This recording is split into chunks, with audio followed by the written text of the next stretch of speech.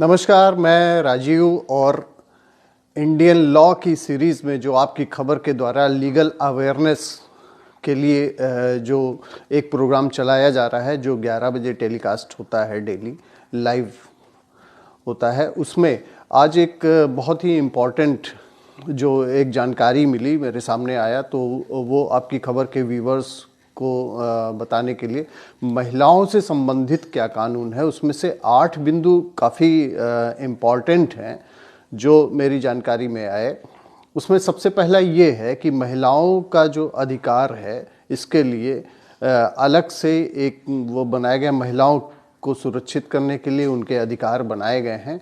इसमें सबसे पहले बिंदु पर आते हैं। सबसे पहला बिंदु ये है कि जो भी शादीशुदा महिलाएं होती हैं उनके दहेज का सामान अगर ससुराल पक्ष के लोग ज़बरदस्ती रख लेते हैं तो यह क्राइम है और सेक्शन 405, 406 आईपीसी के तहत ये अपराध है और इसकी शिकायत थाने में की जा सकती है। ये उन लोगों के लिए जिनका ज़बरदस्ती सामान ससुराल पक्ष के लोग रख लेते हैं जब उनकी नहीं बनती है। ये उस समय की बात है।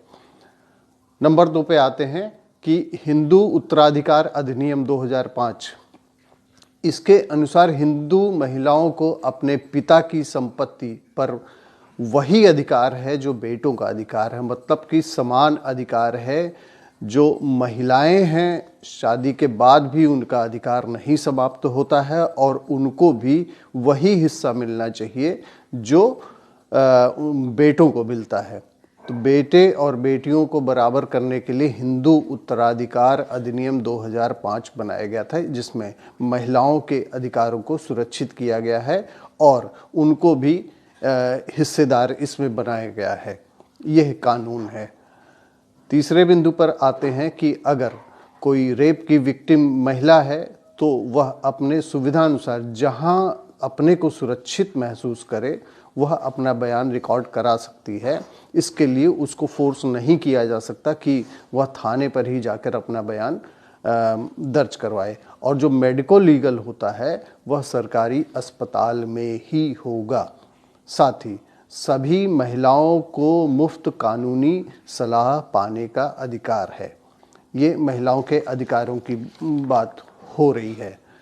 चौथे बिंदु पर आते हैं। किसी भी महिला आरोपी को पुलिस महिला अधिकारी ही गिरफ्तार कर सकती है उस केस में जब कोई महिला के ऊपर कोई क्रिमिनल ऑफेंस के चार्जेस लगे हुए हैं, तो उसकी अरेस्टिंग पुलिस अधिकारी द्वारा नहीं की जा सकती है। महिला अधिकारी होना अनिवार्य है। ये कानून है। 5वें बिंदु पर आते हैं। 5वां बिंदु है मातृत्व अवकाश। इससे संबंधित है। ये सभी महिलाओं का अधिकार है जो वर्किंग फील्ड में है, जो वर्किंग में है। तो इसमें जो कानून बताया गया उसमें यह है कि प्रसव से पहले और बाद में 135 दिन का पेड जो उनको लीव मिलती है, अवकाश जो होता है वह 135 दिन का सरकारी महिला कर्मचारियों के लिए अनुमन्य है। मतलब उनको मिलना चाहिए। हालांकि यह नियम प्राइवेट पर भी लागू है। अब उसको कौन से संस्थान किस तरीके से लागू करते हैं ये अलग बात है, लेकिन प्राइवेट में भी ये नियम लागू है।